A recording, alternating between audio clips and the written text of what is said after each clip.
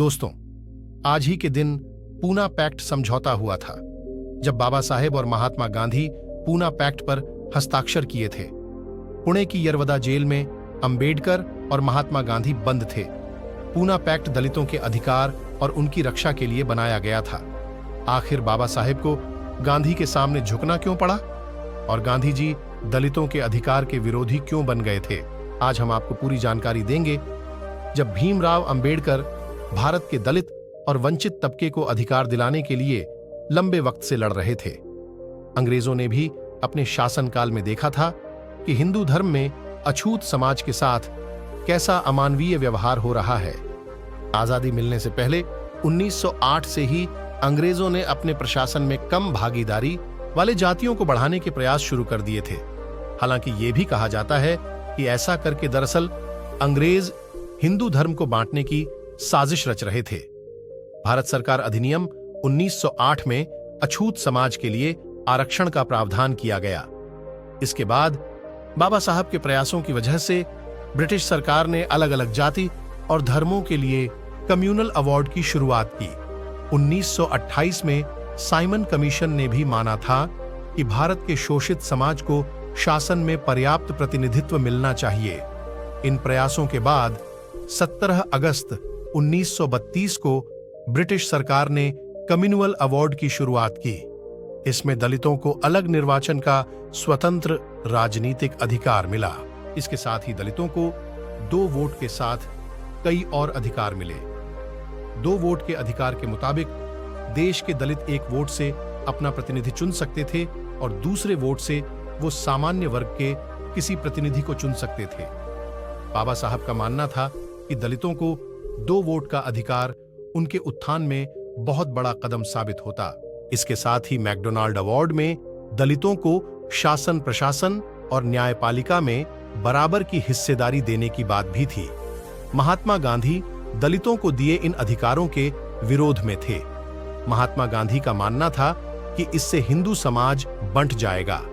महात्मा गांधी दलितों के उत्थान के पक्षधर थे, लेकिन वो दलितों के लिए अलग निर्वाचन क्षेत्र और उनके 2 वोट के अधिकार के विरोधी थे।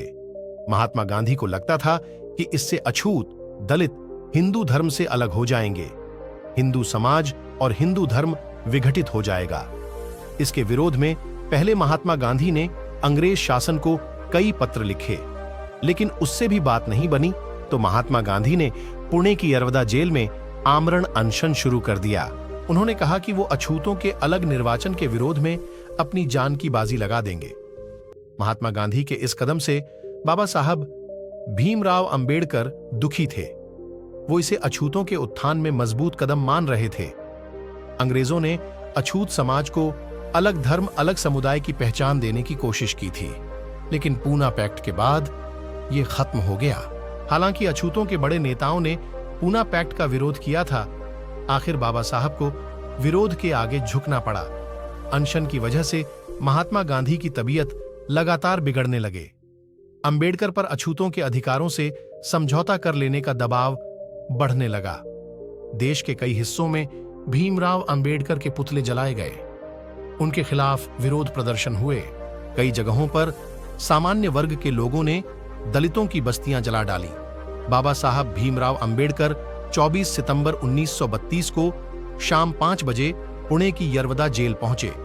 यहां महात्मा गांधी और बाबा साहब अंबेडकर के बीच समझौता हुआ, जिसे पूना पैक्ट कहा गया। कहा जाता है कि बाबा साहब भीमराव अंबेडकर ने बेमन से रोते हुए पूना पैक्ट पर हस्ताक्षर किए थे। इस समझौते में दलितों के लिए अलग निर्वाचन और 2 वोट का अधिकार खत्म हो गया। इसके बदले में दलितों के लिए आरक्षित सीटों की संख्या प्रांतीय विधान मंडलों में 71 से बढ़ाकर 147 और केंद्रीय विधायिका में कुल सीटों की 18% कर दी गई। पूना पैक्ट का अछूत समाज के बड़े नेताओं ने विरोध किया था। बहुजन समाज पार्टी के संस्थापक कांशीराम ने पूना पैक्ट के बाद के युग को चमचा युग कहा था। उन्होंने पूना पैक्ट के 50 साल पूरे होने पर 23 सितंबर 1982 को अपनी एक किताब का विमोचन किया। किताब का नाम था एन एरा ऑन स्टूजेज, यानी चमचा युग। कांशीराम ने लिखा था कि पूना पैक्ट की वजह से ही दलित अपने वास्तविक प्रतिनिधि चुनने से वंचित कर दिए गए। उन्हें हिंदुओं द्वारा नामित प्रतिनिधि को चुनने के लिए मजबूर कर दिया गया। ये थोपे गए प्रतिनिधि हिंदुओं के औजार या चमचे के रूप में कार्य करने के लिए मजबूर हैं। कांशीराम का मानना था कि 24 सितंबर 1932 को दलितों को चमचा युग में ढकेल दिया गया। दोस्तों, बाबा साहेब के जीवन की छोटी या बड़ी जानकारी चाहिए तो हमारे परिवार यानी चैनल का हिस्सा जरूर बने।